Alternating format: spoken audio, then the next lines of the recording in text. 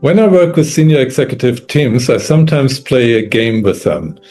I ask them, how many sentences can you write in 2 minutes that consist exactly of 3 words, and each word need to start with a specific letter, like P for the first word, E for the second word, and C for the third word. And usually I get answers anywhere between 2 and 10 sentences that they could create in these 2 minutes.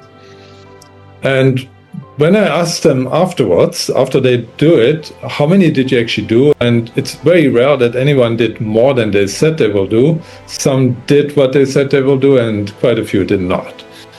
And then I asked them, if we change the game and now we change it from 2 to 3 minutes and we all work together and I do all the writing, how many do you think we can do together in 3 minutes rather than 2? And surprisingly, the number is usually quite low. They would say maybe 10, maybe 15, maybe 20. I got sometimes someone to say 50, but that's about it. And I then say to them, I'm very convinced and very confident that we can do at least 1,500. In fact, the record I've ever achieved with a team was over 7,000. And guess what the answer is usually when I ask how much we can do, that I believe we can do over 1,500, they think it's totally impossible. Almost nobody believes that this will ever be possible. And yet, without exception, and I've played this game probably 100 times, without exception, I always achieve more than 1,500 with the team. So what does that teach us? It teaches us that our own beliefs actually limit us quite a lot.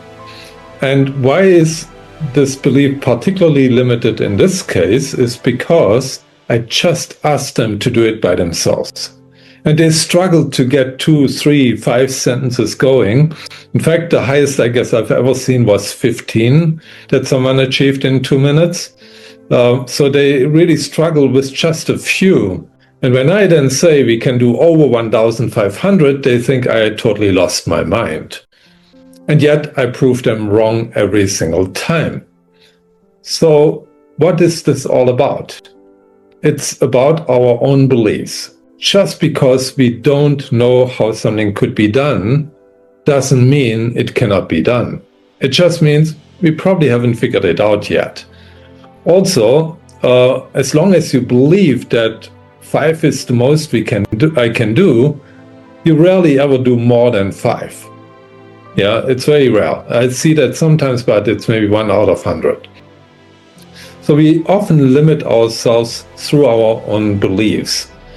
And one thing I would recommend that you pay attention to is when you say things like, I will never able to do this, or I'm not smart enough, or I'm not rich enough, or I'm not whatever enough.